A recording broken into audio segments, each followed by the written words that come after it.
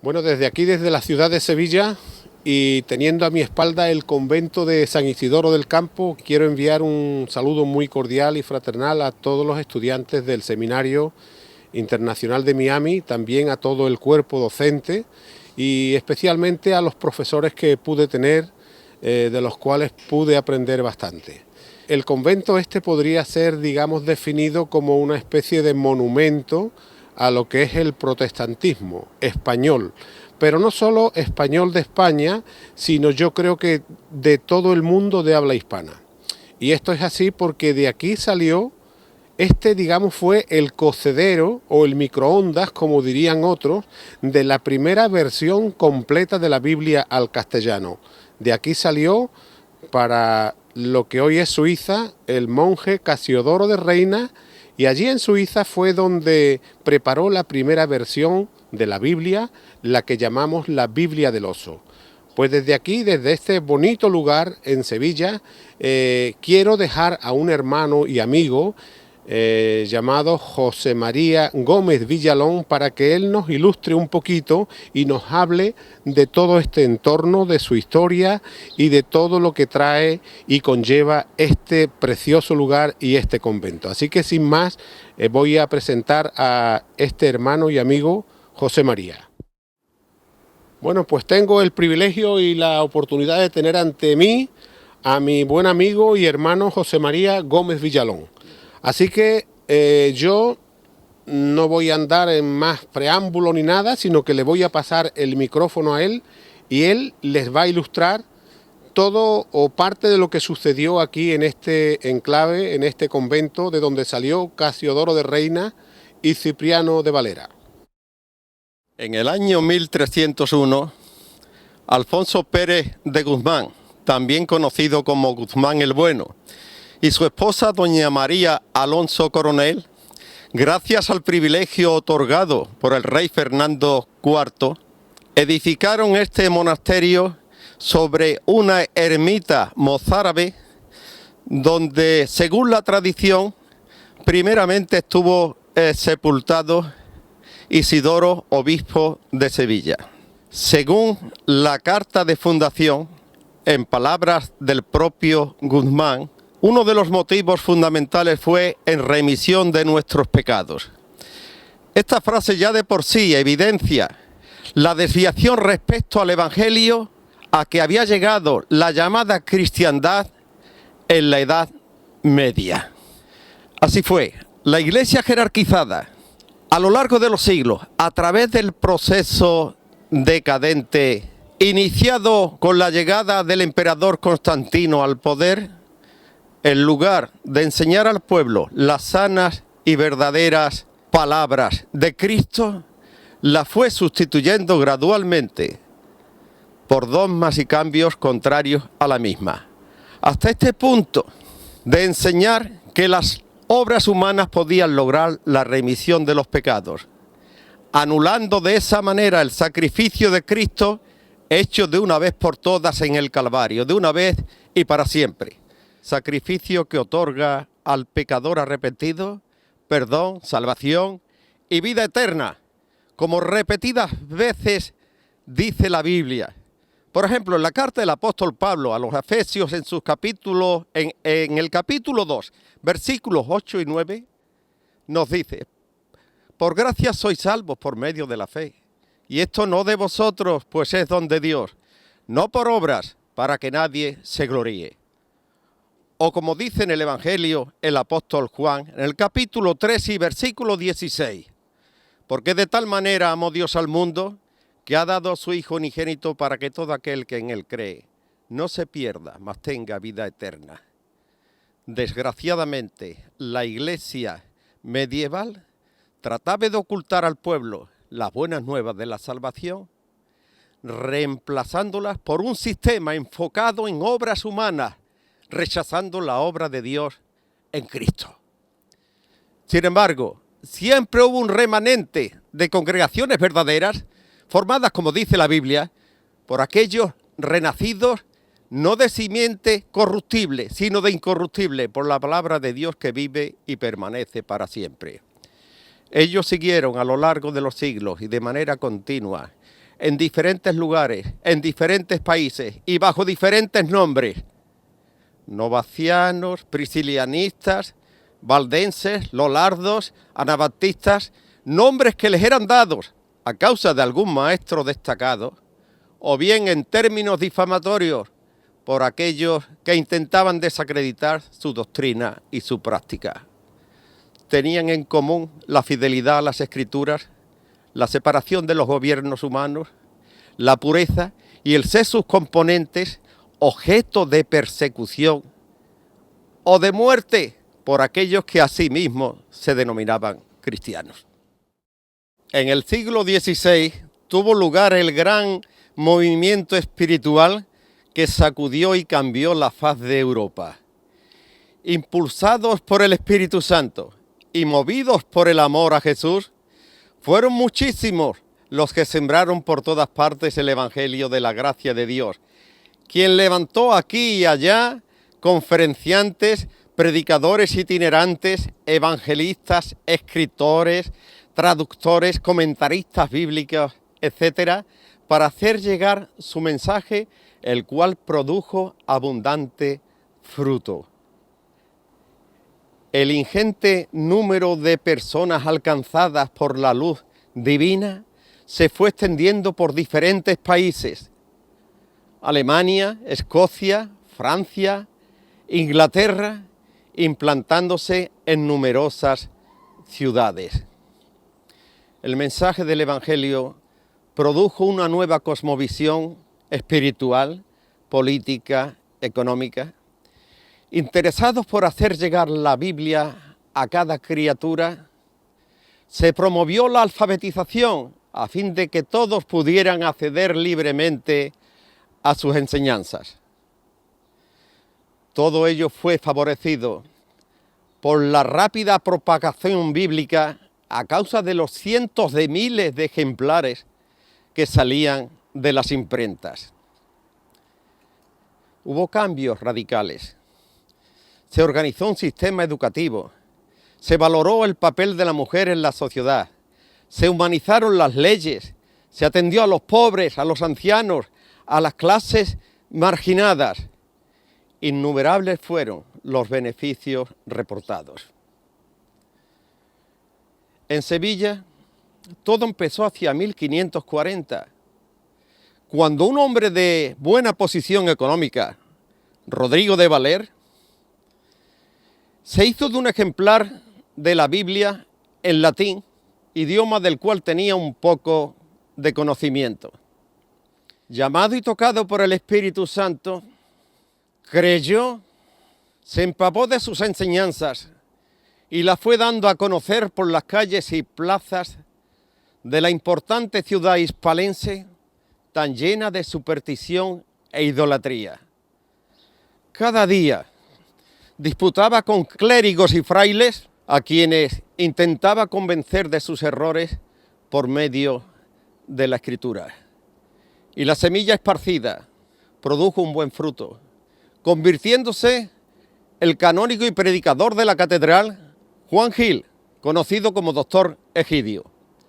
Este, juntamente con los doctores Constantino Ponce de la Fuente y también Vargas, los tres hombres doctos, se empeñaron en propagar el Evangelio de salvación en aquellos difíciles años inquisitoriales.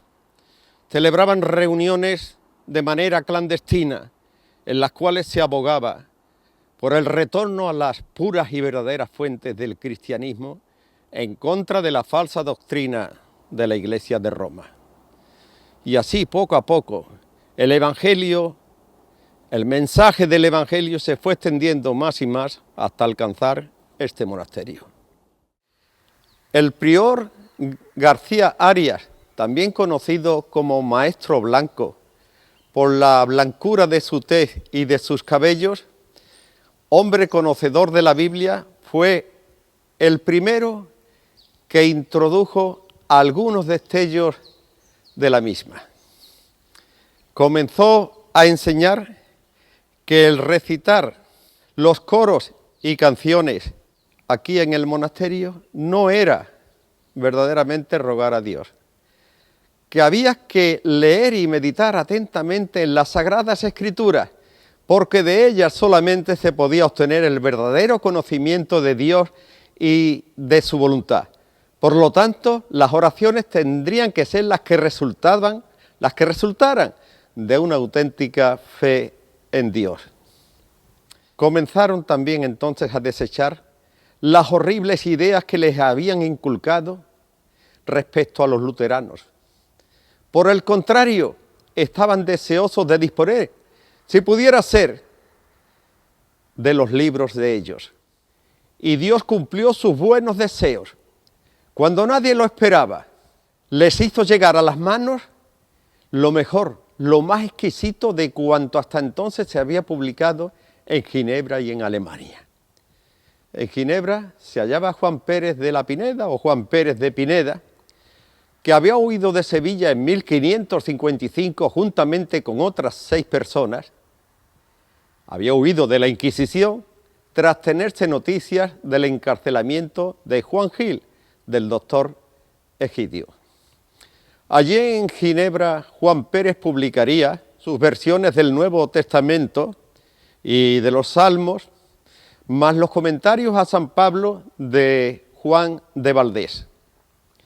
Los libros y tratados eran introducidos en España por Julián Hernández, Julianillo, quien les servía en calidad de amanuense y corrector de pruebas.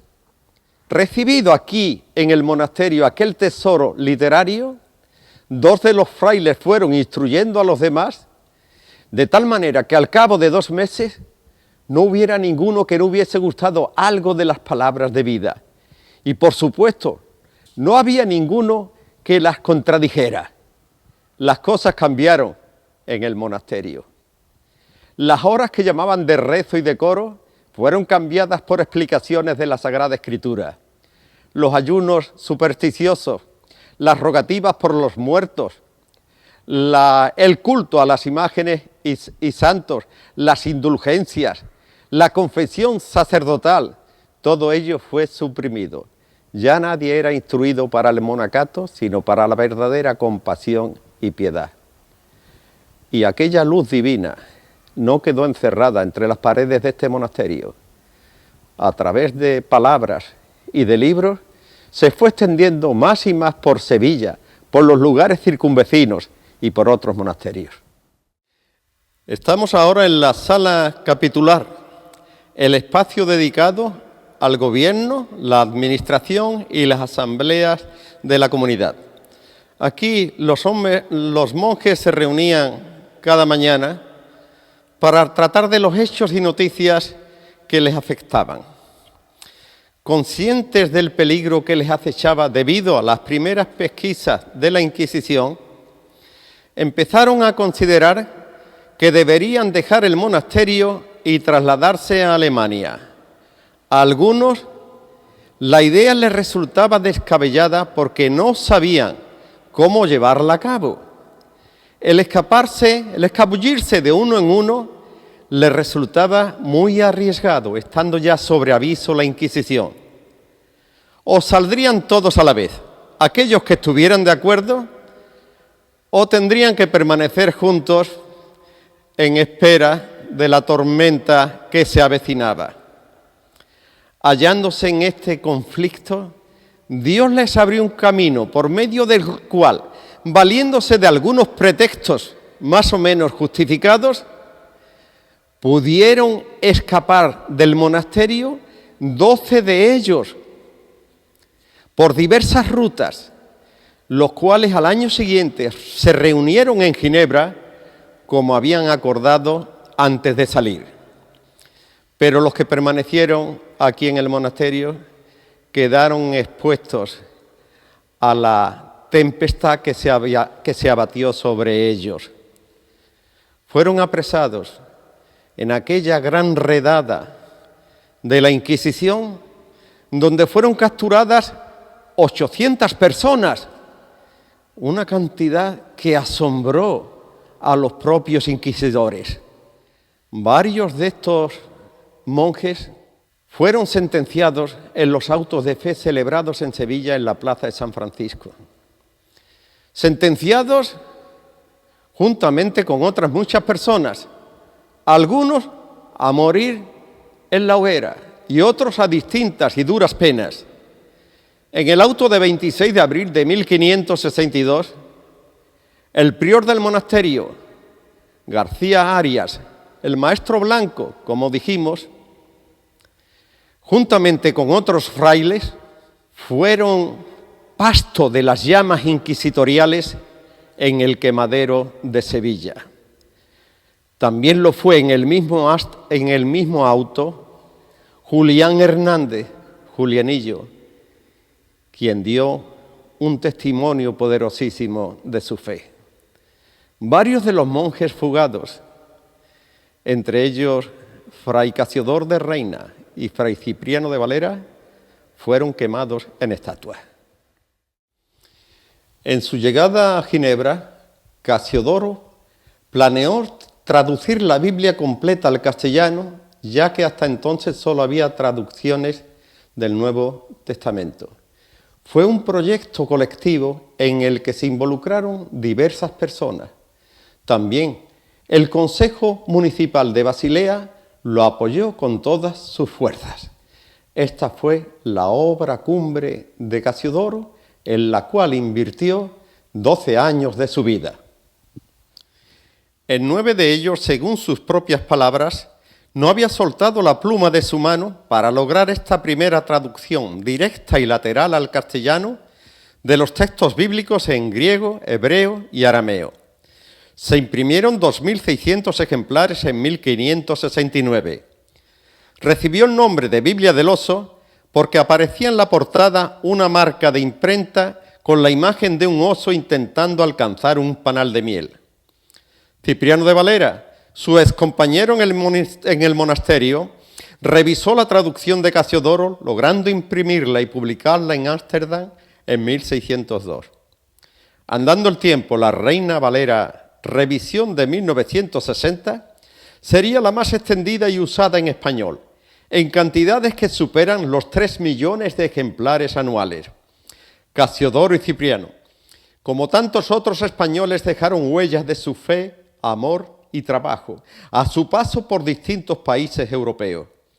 Mientras el rey Felipe II y los inquisidores no reparaban en métodos y gastos para calumniarlos, secuestrarlos o, si hubiera sido posible, asesinarlos. Ellos experimentaron la protección de Dios y de sus hermanos en la fe. El Tribunal de la Inquisición solo pudo quemarles en estatua en el auto de 26 de abril de 1562 en Sevilla, como dijimos, y colocar su maravillosa obra en los índices de libros prohibidos. Curiosa prohibición. La Iglesia falsamente autodenominada cristiana, qué lejos había quedado de las verdaderas enseñanzas de Cristo, tratando de impedir que llegara al pueblo el mensaje transformador de vida, perdón, paz y salvación. Y aquí nos encontramos ahora en esta habitación, dedicada al uso exclusivo y exposición permanente de la Biblia del Oso, para deleite y gratitud al Dios Todopoderoso y fiel, a su nombre gloria. ¿Cómo podría imaginárselo Felipe II, que había intentado borrar todo vestigio del foco reformador en este lugar? ¿Cómo podría figurarse que poco tiempo después, cumpliéndose el deseo de los dos fugados, la Biblia en castellano no solo se introdujera en España, sino que alcanzara todo el orbe hispánico?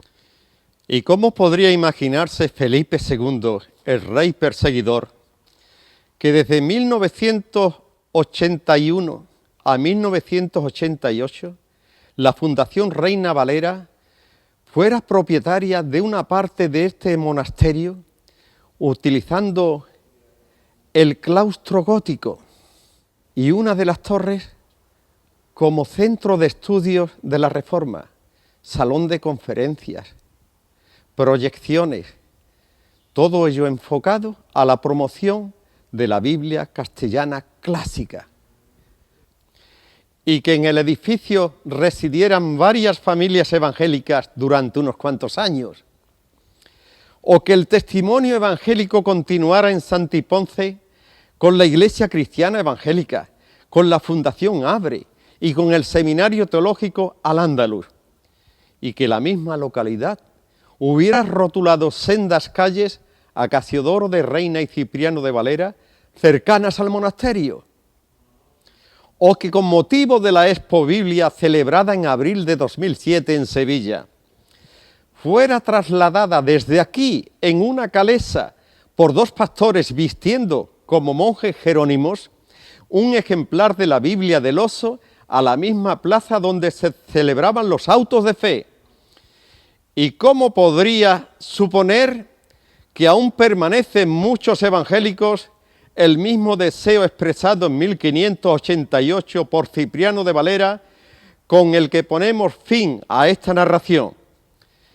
Si Dios hace algún día misericordia a Sevilla, será razón que este monasterio de San Isidoro se convierta en universidad donde la teología principalmente se profese.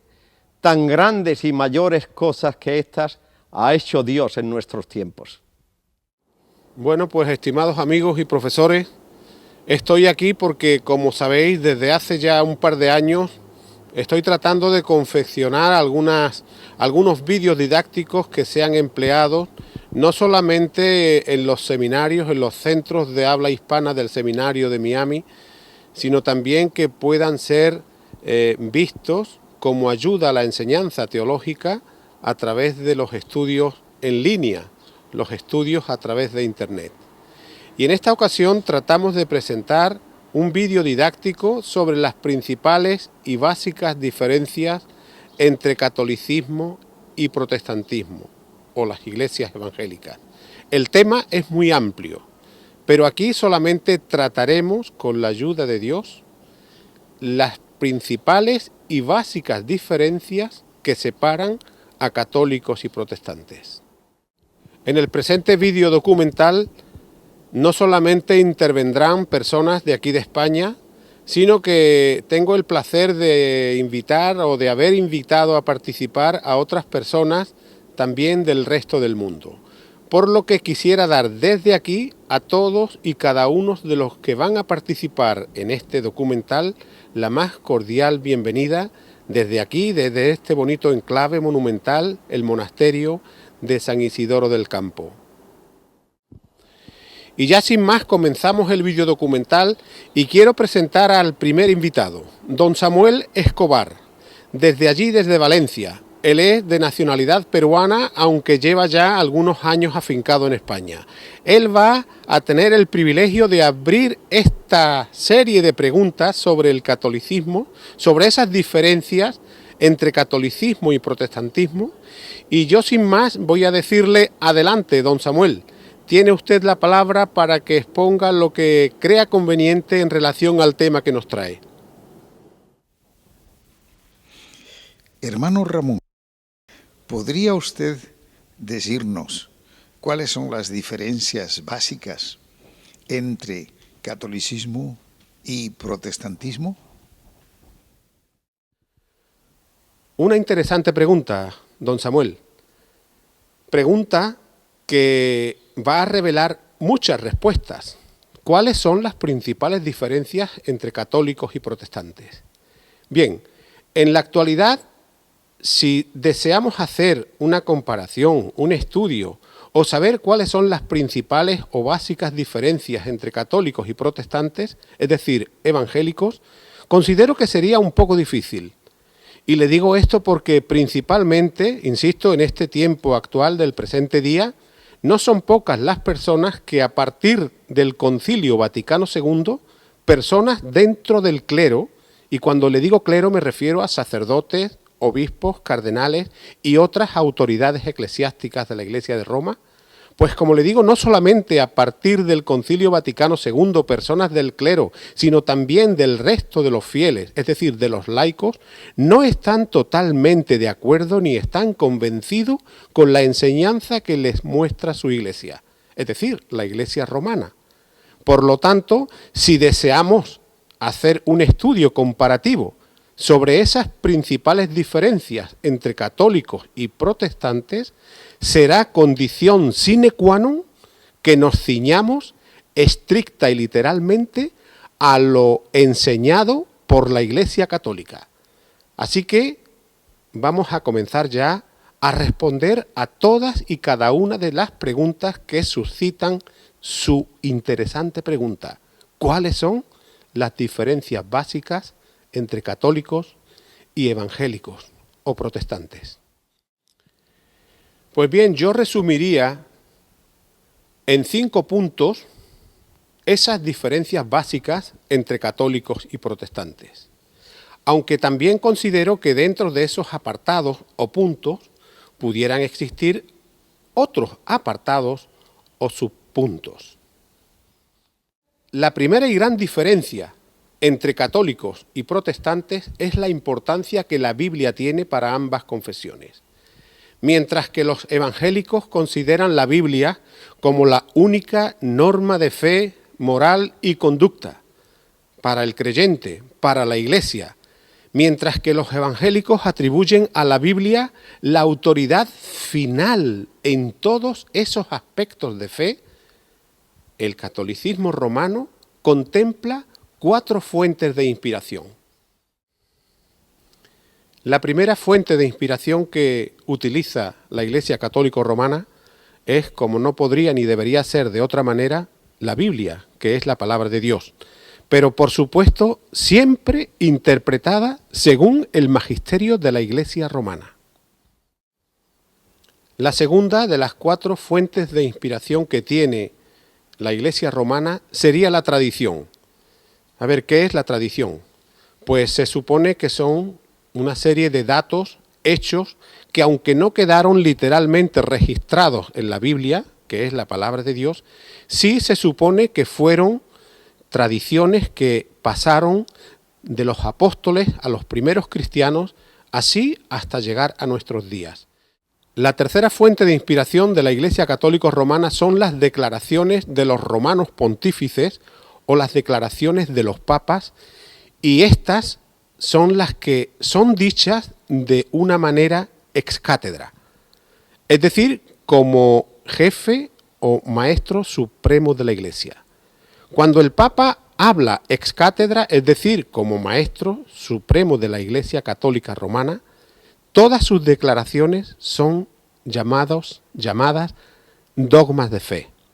Esos dogmas de fe han de ser creídos por todos los fieles católicos que quieran estar en plena sintonía y comunión con su Iglesia, porque se consideran que son declaraciones reveladas por Dios y por tal causa deben ser creídas. Y acabando ya las fuentes de inspiración que posee la Iglesia Católica Romana, pues la cuarta sería las declaraciones de los concilios ecuménicos. Los concilios ecuménicos son reuniones que de cuando en cuando y a través del tiempo ha venido celebrando la Iglesia Romana. El primero de ellos fue en el año 325 en Nicea y el último de ellos fue el número 21 de la historia de la Iglesia, el conocido como Vaticano II, que se celebró en el Vaticano, en Roma, entre los años 1962 y 1963. Estos concilios ecuménicos son convocados por el Papa y en estas reuniones se reúnen, valga la casi redundancia, obispos, cardenales y autoridades eclesiásticas de todo el mundo, donde sus resoluciones son consideradas como palabra de Dios y por tal causa deben ser creídas. ¿Quiere usted decir con estas palabras que la autoridad final sobre asuntos de fe y ética recae sobre la Iglesia de Roma, aún por encima de la Biblia, de la palabra de Dios? Así es, tiene usted toda la razón. Y la tiene por ser la Iglesia romana la que interpreta la Biblia y la tradición, y ser el Papa quien formula las declaraciones y los dogmas que deben ser creídos por todos los fieles católicos que quieran estar en plena comunión con su Iglesia. Pero sin embargo los evangélicos, por el contrario, seguimos insistiendo en que solo la palabra de Dios es la única autoridad final en todos los asuntos que tengan que ver con la fe y con la moral, como ya hemos señalado. Bueno, y lo que acabo de decir es basado ni más ni menos que en la misma palabra de Dios, en la misma Biblia. Fijémonos, por ejemplo, cómo Jesús hablaba a los de su tiempo cuando los tales no querían reconocerle y les dice: escudriñad las Escrituras, porque a vosotros os parece que en ellas tenéis la vida eterna y ellas son las que dan testimonio de mí. Es decir, el Señor les dice: estudiad las Escrituras, inquirir en las Escrituras, buscad en las Escrituras, porque en ellas está la vida eterna y ellas son las que dan testimonio de mí. Por lo tanto, el Señor mismo iba a las Escrituras y hablaba de las Escrituras como la única fuente de inspiración. Si nos fijamos, por ejemplo, en otro texto, como por ejemplo cuando el apóstol Pablo y Silas predican en la ciudad de Berea, fijémonos qué es lo que dicen estos dos siervos de Dios, de los habitantes, de los creyentes de esa ciudad. Y estos eran más nobles que los que estaban en Tesalónica, pues recibieron la palabra con toda solicitud, investigando cada día las Escrituras, para ver si estas cosas eran así. Pablo y Silas llegaron a esa ciudad, a Berea, a predicar el Evangelio, y aquellos bereanos, que era, o podría decirse que es el gentilicio con el que se conocía a los habitantes de aquella ciudad, aquellos bereanos no creían a pie juntilla lo que Pablo y Silas les decían, sino que ellos, celosos de no desviarse de la voluntad de Dios, iban diariamente a las Escrituras para tratar de comprobar que lo que Pablo y Silas les decían era así, conforme a las Escrituras. Fijémonos también cómo el apóstol Pablo ratificaba sus enseñanzas con lo que decían las Escrituras, escribiendo a los Corintios en su primera carta, en el capítulo 5, en el capítulo 15, y en los versículos 3 y 4, dice lo siguiente: porque primeramente os he enseñado lo que asimismo recibí, que Cristo murió por nuestros pecados conforme a la Escritura, y que fue sepultado y que resucitó al tercer día conforme a la Escritura. Por lo que podemos ver que Pablo, con la palabra de Dios, ratificaba todas sus enseñanzas, y era una expresión muy común en él: conforme a la Escritura, de acuerdo a la Escritura, porque lo dice la Escritura. ¿Podría decirnos usted si son exactamente iguales la Biblia católica o la Biblia protestante o evangélica?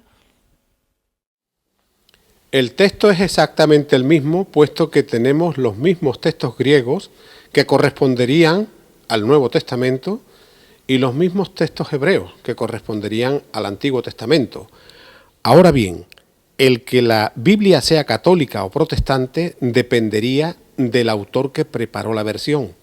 Si el autor que prepara una versión es protestante, pues se le suele llamar versión protestante de la Biblia. Si el autor que prepara la versión es católico, pues se suele llamar una Biblia católica. Esa sería en sí la única diferencia existente entre la Biblia católica y evangélica. Ahora bien, existe también una diferencia muy importante y habría que considerarla.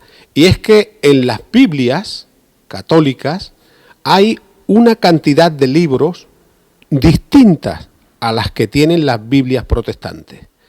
Por ejemplo, en el Antiguo Testamento, la Biblia católica tiene 7 libros más que las Biblias consideradas o llamadas protestantes. La Biblia católica contiene en el Antiguo Testamento el canon alejandrino, es decir, el canon o la recopilación de los libros considerados como inspirados por los judíos que vivían en Alejandría. Las Biblias consideradas protestantes tienen el canon palestiniano, esto es, la lista de los libros considerados inspirados o canónicos por los judíos que vivían en Palestina. Por lo tanto, quiero insistir que la Biblia católica y la Biblia protestante o evangélica son prácticamente la misma Biblia porque poseemos los mismos textos originales, pero con esa salvedad, que en el Antiguo Testamento la Biblia católica tiene 7 libros más que la Biblia protestante. Y esta cantidad de libros, estos 7 libros que las Biblias católicas tienen más en el Antiguo Testamento que las Biblias consideradas o llamadas protestantes, los evangélicos reconocen a tales libros como libros apócrifos y la Iglesia católica como libros deuterocanónicos. ¿Y cómo sabemos cuál de las dos Biblias, la católica o la protestante evangélica, posee los libros correctos? Bueno, pues sabemos que el Señor Jesucristo y los demás apóstoles utilizaron muchas veces, con frecuencia, iban a las Escrituras, y sabemos que utilizaron el canon hebreo o palestiniano, es decir, utilizaron citas de las Biblias o de los libros que están dentro de lo que hoy se conoce como Biblias protestantes. Ahora bien, sabemos que en los tiempos de Jesús, la Septuaginta, la versión de la Biblia de la Septuaginta, estaba muy difundida. Y como acabo de decir, Jesús y los apóstoles citaron muchos versículos de esa Biblia, pero nunca citaron un solo texto de ninguno de los libros considerados apócrifos por los evangélicos.